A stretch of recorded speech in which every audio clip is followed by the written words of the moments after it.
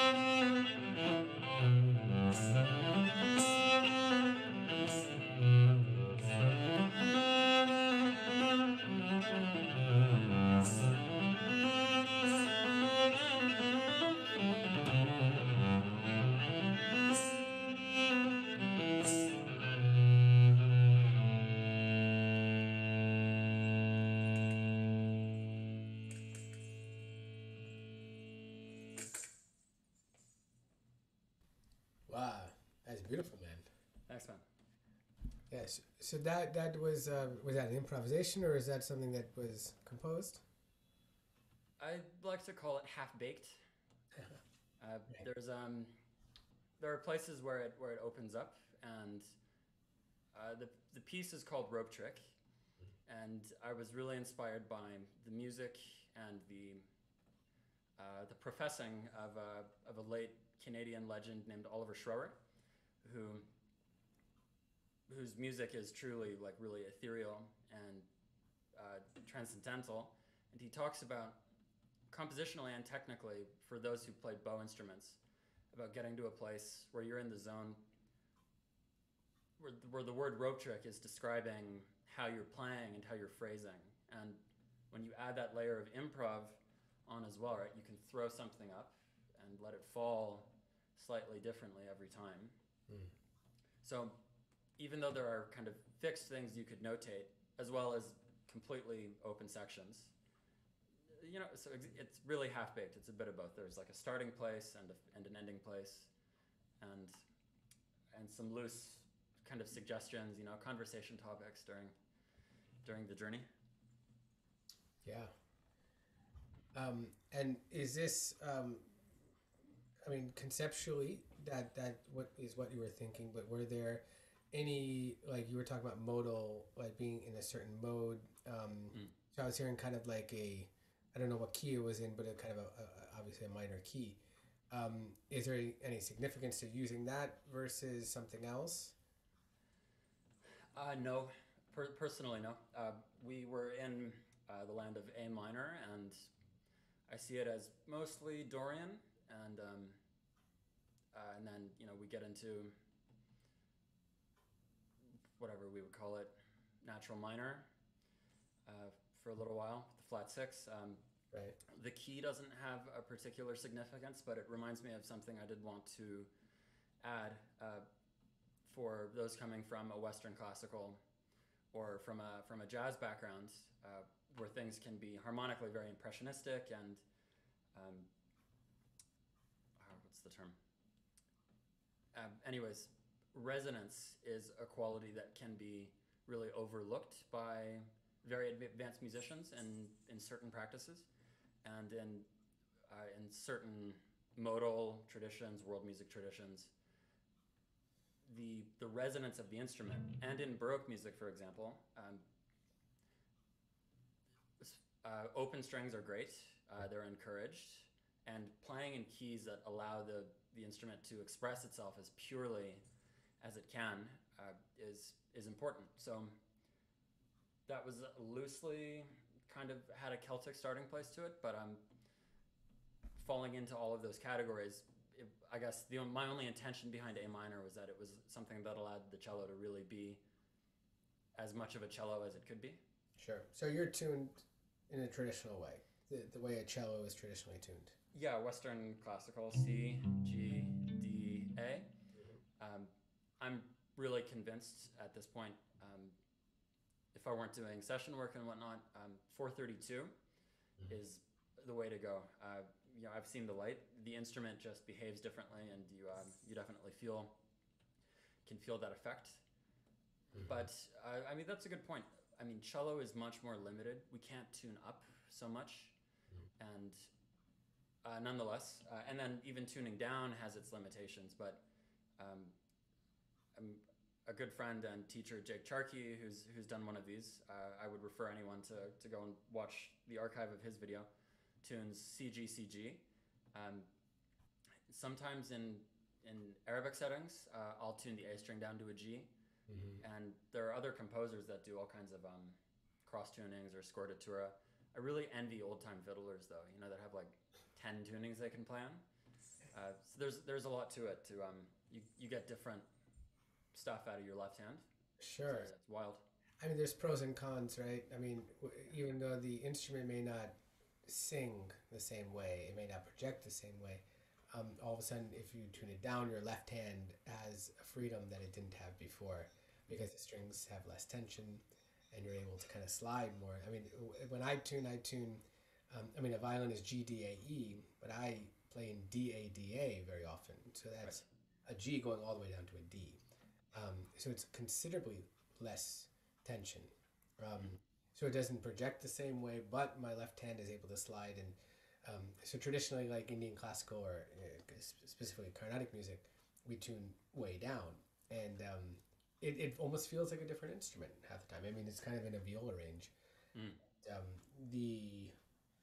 The ability to kind of ornament in that way then starts to increase. So, you know, Right. you lose a little here, you get a little bit here, and I think that's the beauty, is like trying to find those balances. Well, that's life too, isn't it? Right? Like, you just pick the set of problems that you prefer, I suppose. Yeah. But Or- yeah, nonetheless, down Or tuning. the Yeah. good things that you prefer. Exactly. Yeah, yeah. I'm a recovering cynic. Thanks for yeah the correction.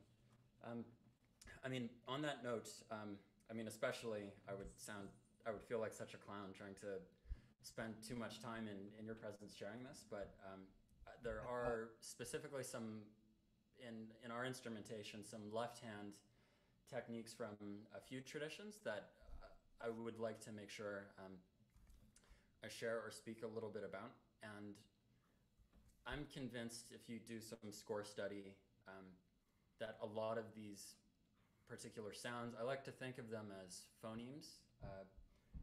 For those who aren't familiar, in like linguistics, analysis, psychology, phoneme is just a particular sound or utterance unique to a particular language. Like any consonant or vowel could be considered one. And then foreign phonemes are harder when we age, right? To learn how to pronounce new things. So I like to think about it that way. That at least coming from this kind of European inheritance, some of these sounds have been kind of lost, and plenty of people I owe a debt of gratitude to. Like the name Daryl Anger comes to mind. There's a lot of stuff that can be not even rediscovered, just kind of reclaimed and reintroduced to playing. So I'll kind of go down my list a little bit, and if you want to add anything, I'd love that. Just get my Great. nose off. So I think the easiest place to start would be a fingered ornament, and what we might call a turn or a mordant, or a trill, is, I mean, so it's already there and familiar, but there's a lot of context where they get used differently in a very vocal way, and some of that can have to do with bow speed. But immediately, you know, we'll start, I guess the easiest portal personally feels like Irish music. And it's really right down the middle between a few of these worlds, even in a time sense and in microtonality. We call a cran.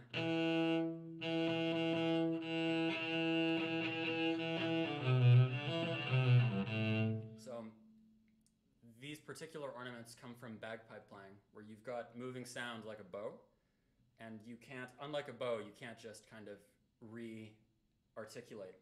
So the way you can create rhythm or a second articulation is through a left-hand gesture, and you're just barely interrupting the string as it's vibrating.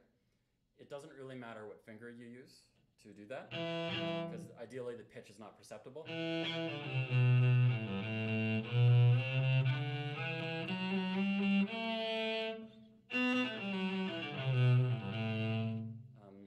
So I can play a little bit in context.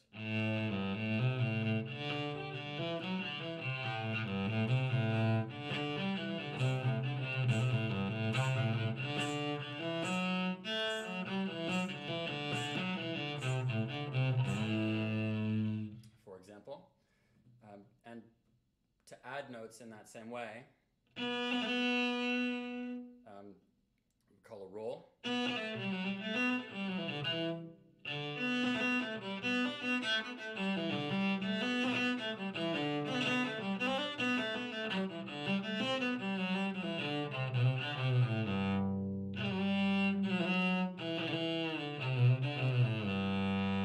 And what I've found personally interesting studying more Hindustani music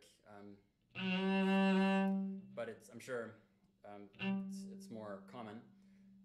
I'm curious actually what the terminology would be, Arun, but I mean, I've learned these as just another gamak. Yeah? In Carnatic music, we call them jante, Gente. verse. Mm. So that's, yeah, basically what you're doing. Da, or, you know, da, da. So you can have used a note above it. Da, da, da. So, you know, variations are the same kind of concept. It's because yeah, it's the same concept, but one's above and one's sort of below. And Yeah. I mean, the idea of, you know, I've heard a lot in fiddle music also, like in Scottish fiddling, and like just the you know, you were talking about like just kind of jumping up on it. Da, da, da, da, da, yeah, so yeah, that technique is all over Indian classical music. yeah, it's lovely, and Yeah. it's a great thing. I've been practicing sequences with.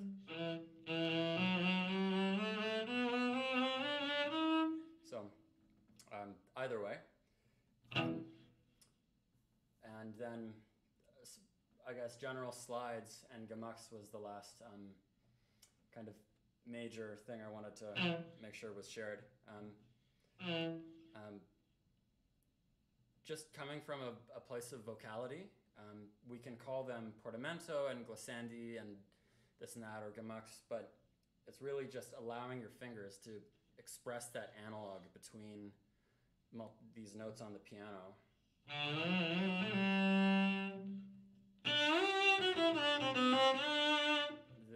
No one, I mean, they're everywhere, right? And I think they've just fallen out of fashion a bit.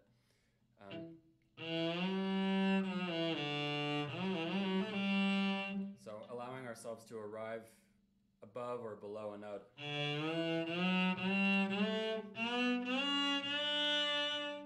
Like in fiddle playing, Martin Hayes comes to mind from West Clare, and it's one long breath of a note, but to just add so much arrival and so much expression and all that chromatic, you know, gooey loveliness.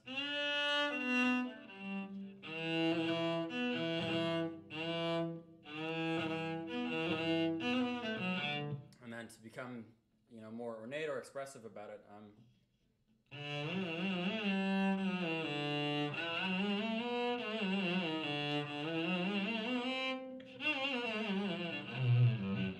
It's a bit much. I'm still trying to keep my elbow motion, you know, to have more control over it. But that's a lovely thing for string players, especially to, I mean, cellists in particular.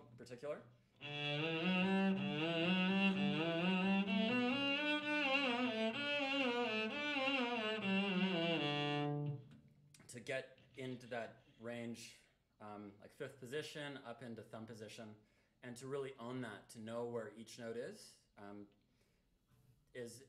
just as a practice tool. And I found knowing how to arrive at things in different ways.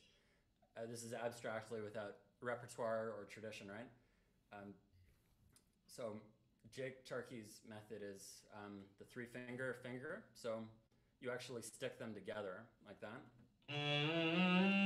So I'm playing that 1, D, 1, 2, 3. And then at A, you start again at 1.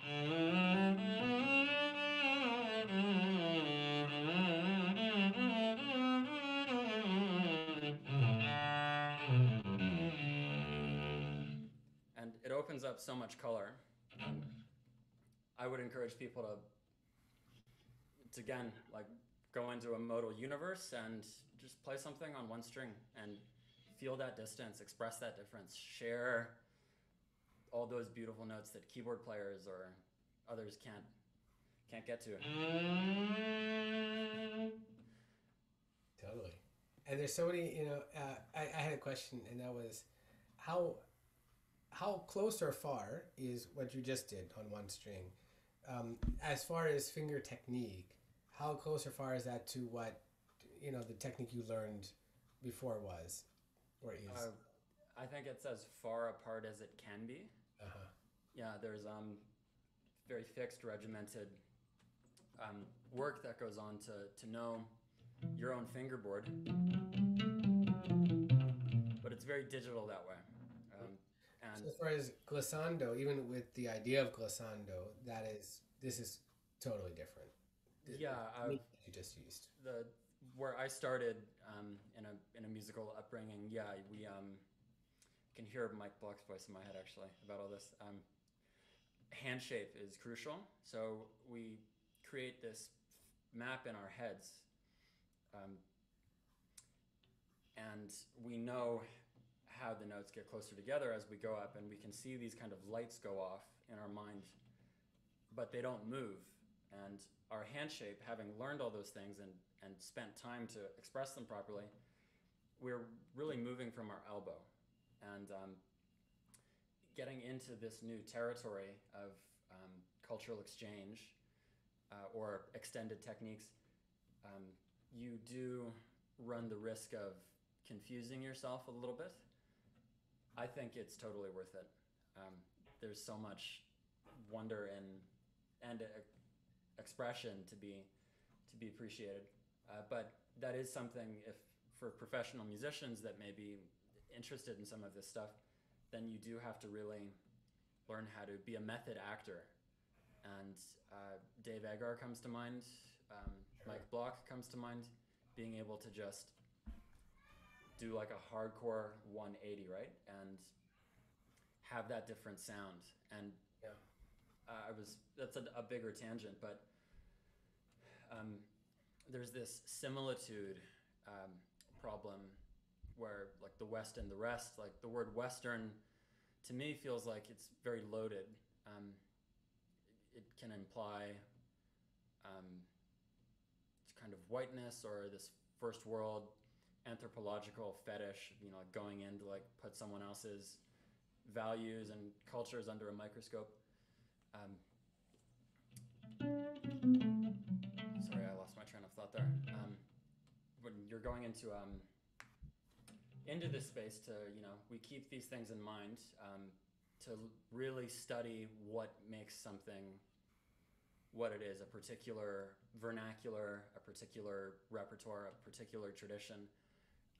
I think the most egregious offenders can be film composers, and there are very informed ones. But you know, you'll see something. I don't have an example, right? But say you're in Egypt in this movie, and there's music from Rajasthan playing, or right, and there's difference that should be understood and should be celebrated.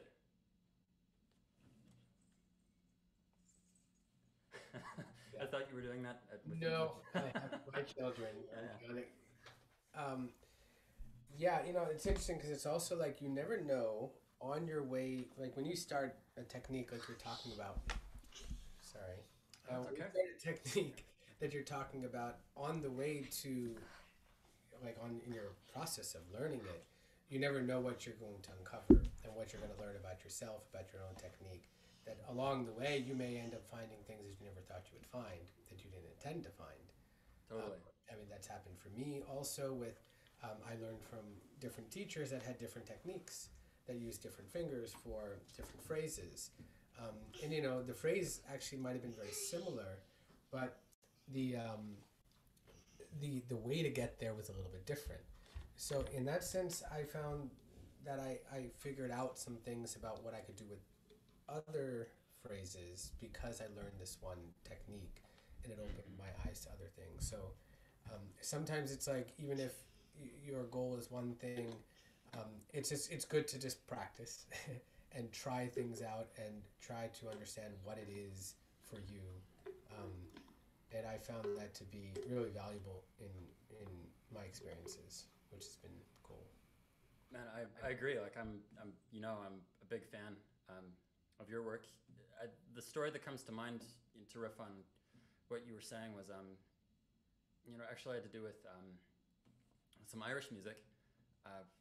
I really fell into this modal universe through by the grace of this Palestinian virtuoso Simon Shaheen as a student at Berkeley, and so my family's Irish, and that music has been around, but was kept separate from the cello studies. And once I started taking instruction with Simone and really formally studying the Maqam system and repertoire and Kulthum, and I had some bearings. A lot of that sound, at least on the African continent, was something, completely otherworldly, with kind of Egypt as a starting place where a lot of these kind of ideas were codified, at least the way they're taught. And then discovering Moroccan music was like, where has this been all my life? The time feel and all the sensibility. And then really digging on some of that, I realized like this sounds like so Celtic, or at least some of the 6/8 stuff. And again, I don't have the correct materials, but there are trade routes, and there's evidence of this, that Berbers made it to Ireland. And you can totally hear it in the way, like a really hit boron player can really groove in 6, and you hear it in the microtonality, and you hear it in the way fiddlers play. Again, maybe if you listen to more archival recordings at this point, or people that really keep the music alive, they're not so much teaching this stuff, but I can give an example about this. So, of course, when you move away from a piano or a keyboard instrument in general, a community or a musical practice starts to relax a little bit about equal temperament, if that's in play normally. And you hear this with fiddles, where the third of a scale can be very flexible. Sometimes it's really like one or the other, like Arohana sort of stuff. But then it can be right in the middle the whole time, or or one of all of these varying shades, right? Many options. There's an Arabic mode called Maqam Rast, R-A-S-T, where the third is neutral. It's right in the middle. So I can demonstrate that. So here's a major third. We're in G major. And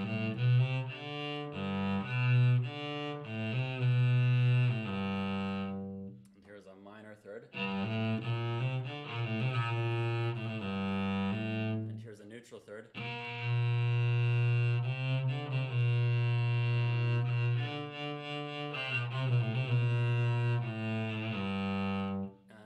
I played this in the wrong key for what I'm about to play. But there are these old fiddle recordings I found where they're really playing in Rust, and like, sure, they're not going to tell you that in Arabic, but that's exactly what they're doing. So I'll do that again in A major.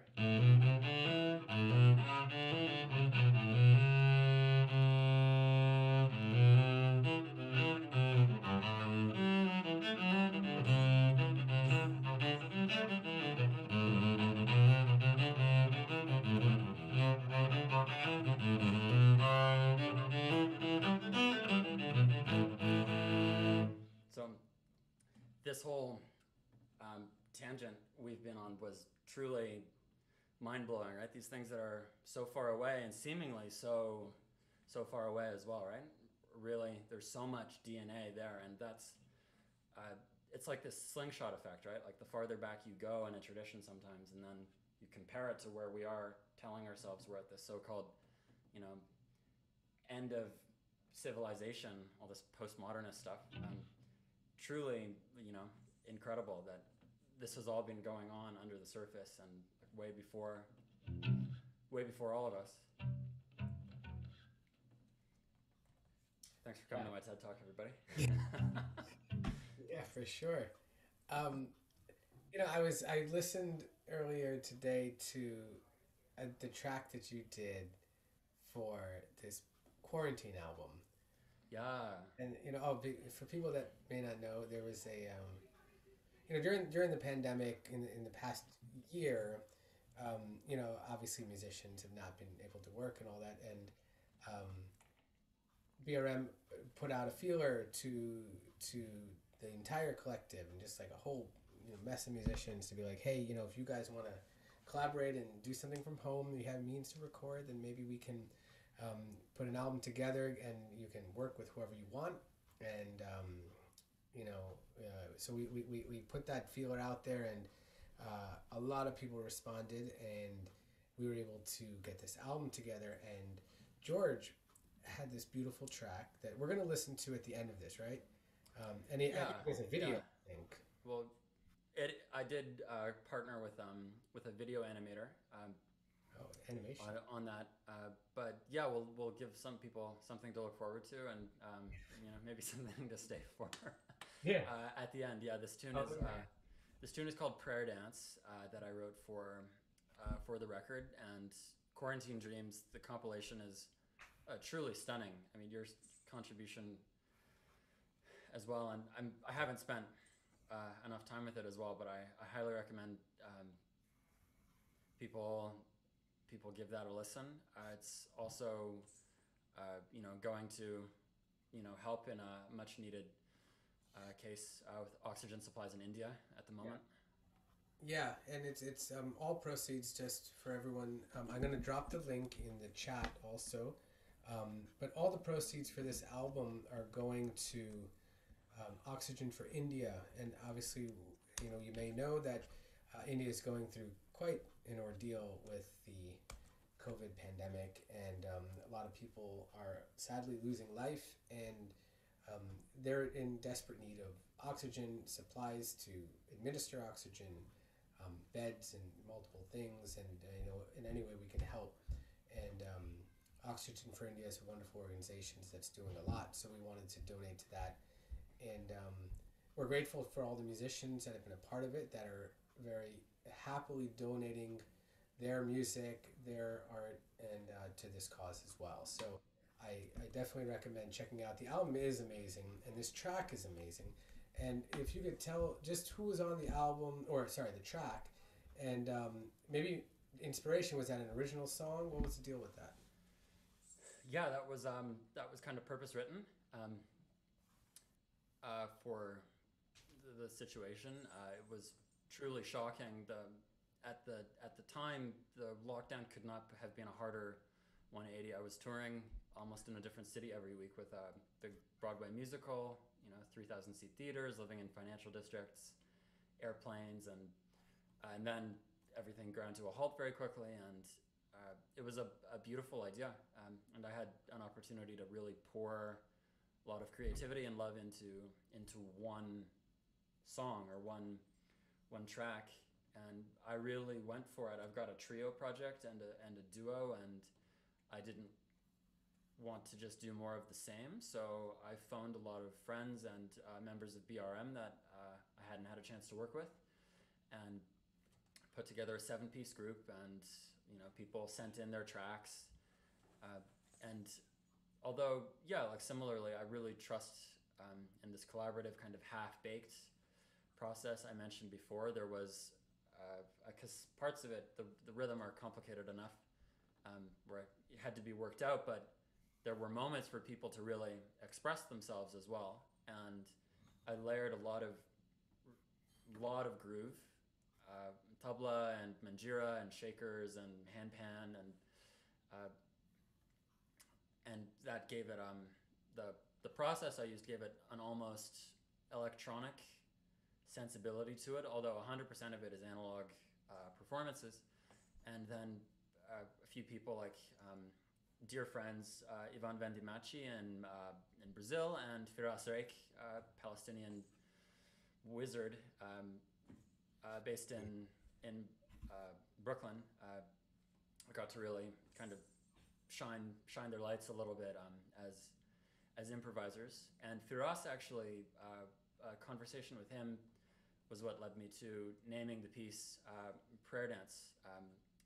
And I was searching around with adjectives, and that was kind of the feeling that I was trying to evoke, going back to where we started with something of a more heightened quality in the music.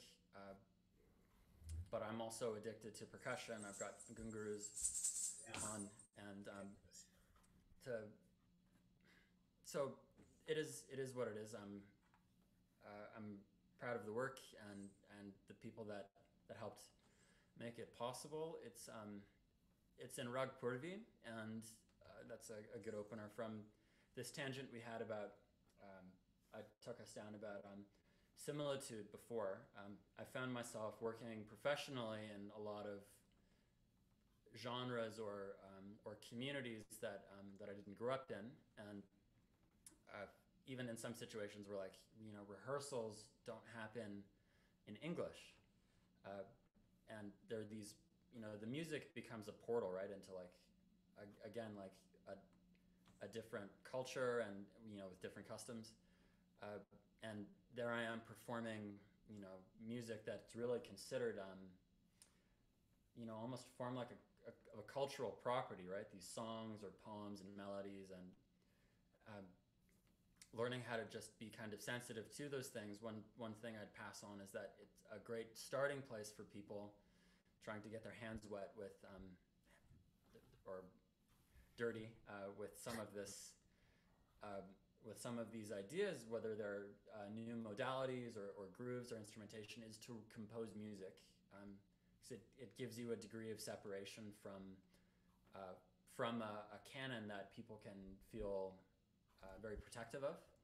And although I've been a student of many modal traditions for a long time, when I'm invited to kind of play in a certain context or to play certain repertoire with people, I find that very comfortable, and there's a human purpose to it. But as a creator, I just find, well, it feels more authentic, and it feels more like my own music, and just safe, right? Because you won't risk offending someone or potentially compromising the integrity of a repertoire by composing. So I've been studying Raga long enough where I'm familiar enough with certain sounds or lexicon, and this, over time, you kind of learn to drop an antenna, and this thing sort of came out on its own. I didn't say I'm gonna try to sit down and write something, like this. Yeah. We learn how to just receive, and I think that comes back to having an open heart. Totally.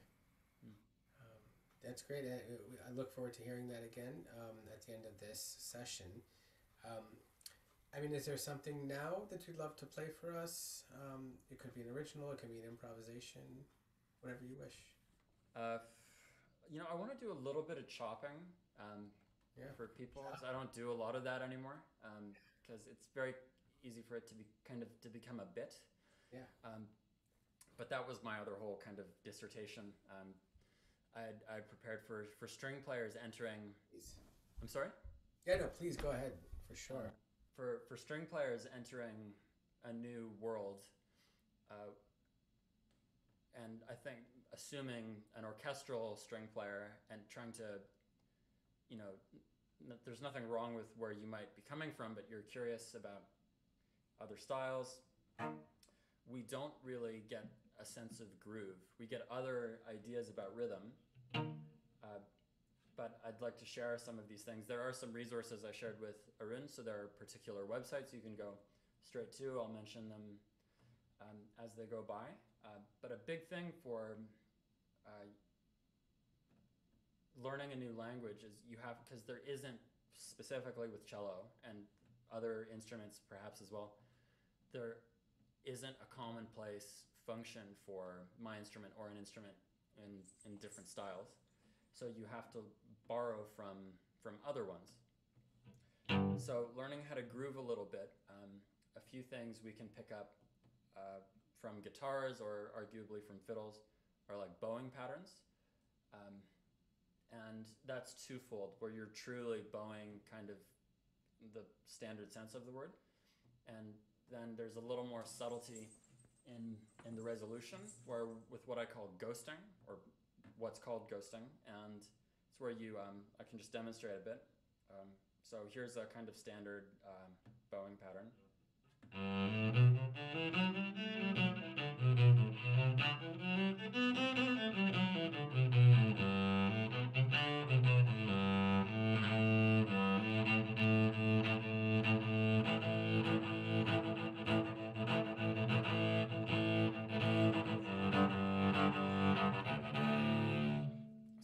first separate, 2-2, 1-2, and then separate. As an example, that would be like in a reel or in kind of a bluegrass setting. Ghosting.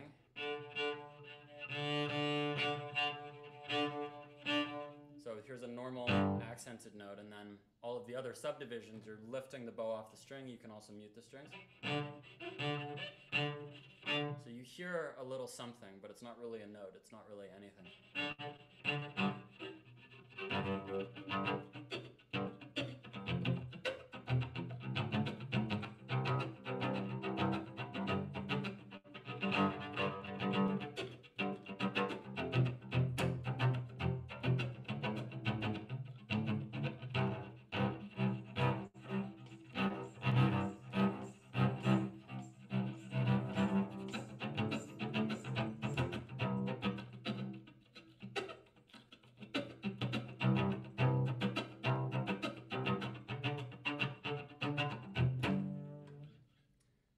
This is chopping.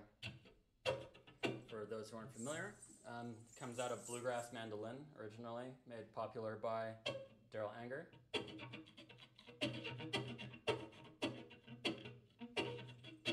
And the rule is to never do that if there's a drummer or percussionist in the room, but it allows you to add a backbeat. And I'm wearing these percussion bells.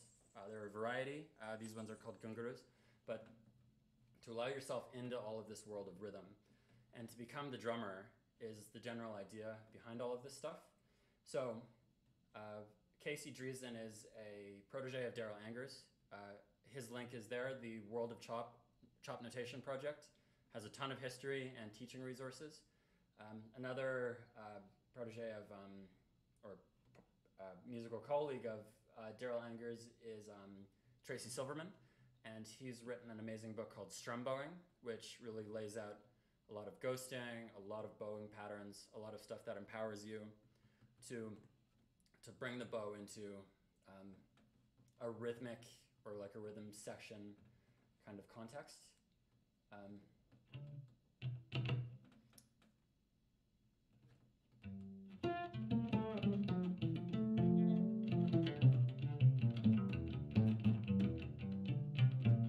And I'll leave I could play one little thing. Let me find my pick. That's okay. Again, borrowing techniques from other instruments. Big concept for an improvising string player is to play across the fingerboard or the neck and to not shift up. So even in C major.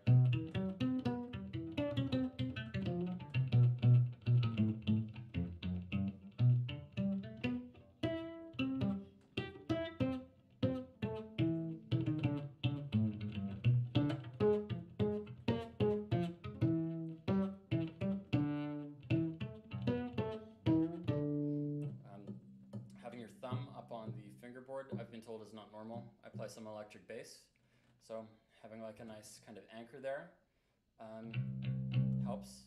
And then I'm in love with the oud. I'm never going to buy one, but I try to play the cello like one all the time.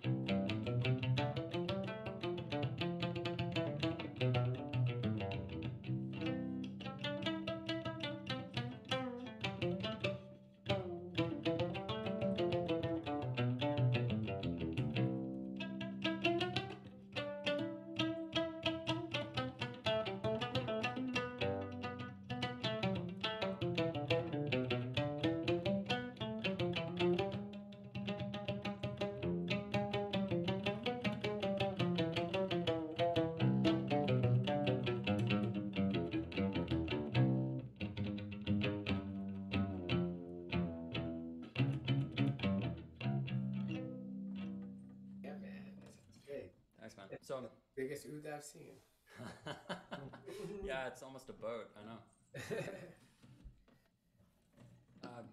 Well, man, thanks for coming with me on this this wild goose chase, and I hope this has been informative or inspiring to anyone else out there. I don't bite. I would love to answer any questions.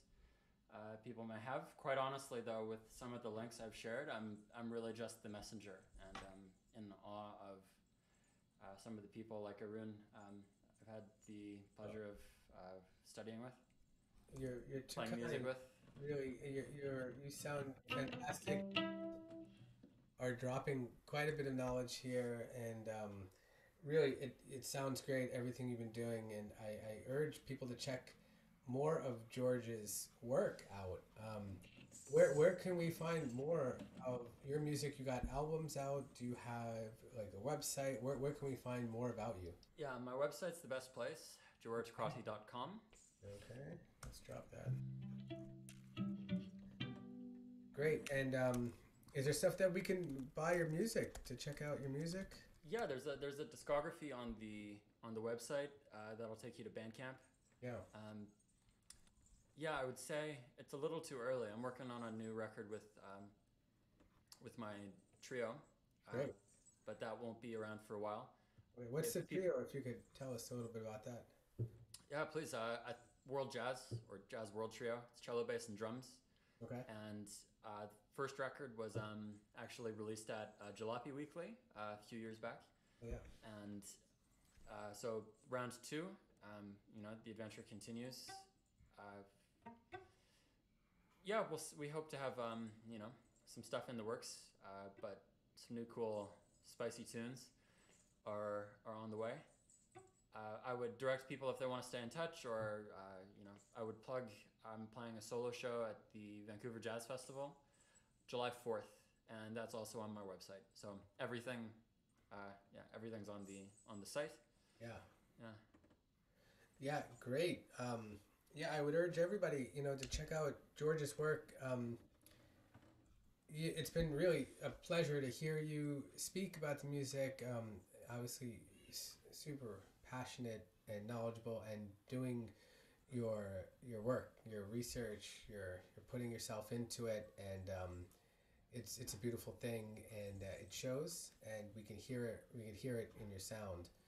So thank you so much for sharing with us today, George. Thank you, man. Really appreciate it. Again, check out his website, georgecrotty.com, and you'll find more of his music. And you can support George as well by buying his album. And you can also support George and Brooklyn Raga Massive by buying the Quarantine Dreams album, which really supports India and people in need. So I would really urge you to check out the album. And really, I don't know, George, if you've heard the whole album as like from beginning to end, but we named it Quarantine Dreams, I feel like before, or we thought about that name before the album actually, like all the songs came through and we put the order together.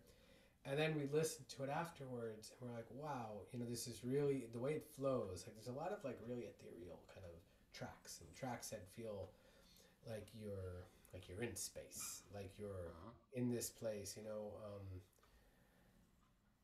it is a beautiful album. We didn't know what to expect when we had the idea to do it, and I couldn't be happier with the way it turned out. So definitely please check it out. And George's song Prayer Dance is on there, which is track 5, and I think we're gonna check that out right now, right after we say goodbye. And before we do that, I just wanted to remind a few things of the upcoming events. We're going to be here. Of course, we're here every Tuesday on YouTube for these workshop and concert series. And then we have a couple of special events, and the ones that are coming up are June 3rd at the Jazz Gallery, which would be myself and Trina Vasu on violin. And then on June 6th, we're going to have Andy Statman, Jay Gandhi, and Aaron Hansen, Dave Ellenbogen at Jalopy Theater. So that's going to be a really cool show too. And so, stay in touch. Check out our website, brooklynragamassive.org, and you'll find out more of what we're doing. So with that, thank you again, George. Thank you. This has been awesome. And any last words?